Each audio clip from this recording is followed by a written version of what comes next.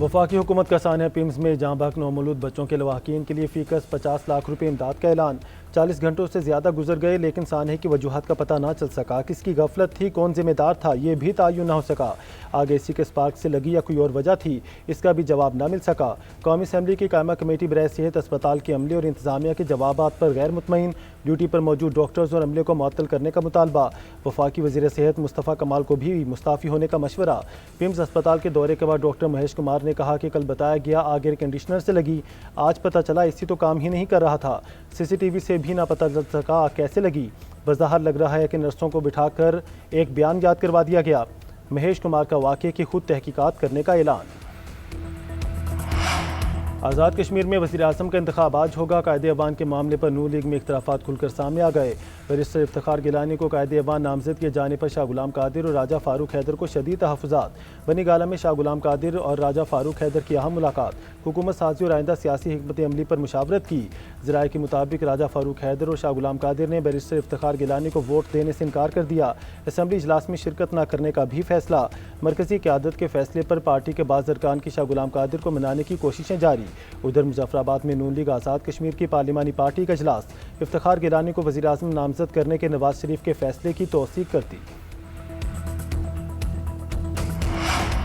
اب میں ہرمز کو مائن سے پاک کر کے بحری آمد و رفت کے لیے کھول دیا گیا، امریکی صدر ڈونلڈ ٹرمپ کا دعویٰ، کہا ایرانی تنصیبات تو نقل و حرکت کی خلائی نگرانی کر رہے ہیں، ہم ایران سے بات چیت نہیں کرنا چاہتے، نہ ہی ان سے ملاقات کی خواہش ہے۔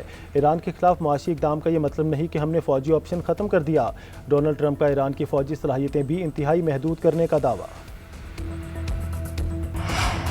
ایران کے صدر مسعود پزشکیان نے کہا ہے کہ تہران کمزور نہیں، اپنا دفاع کرنا جانتا ہے، اپنے ملک کا دفاع کرنا ایرانی قوم کا جائز حق ہے اور اس نے یہ حق استعمال کیا ہے۔ تہران میں انٹرنیشنل اسلامک یونٹی کانفرنس سے خطاب کرتے ہوئے مزید کہا، اسلامی ممالک کو خطے کی سلامتی خود سنبھالنی چاہیے، ایک دوسرے کی سلامتی کو نقصان نہ پہنچانے کا عہد کرنا چاہیے، فلسطین کے دفاع اور اس پر قبضے کو مسترد کرنا اپنی ذمہ داری سمجھتے ہیں۔ آبلہ ہرمز امریکہ کی شرائط پر دوبارہ نہیں کھلے گی، امریکہ پہلے ایران کی شرائط پوری کرنے کے لیے عملی اقدام کرے۔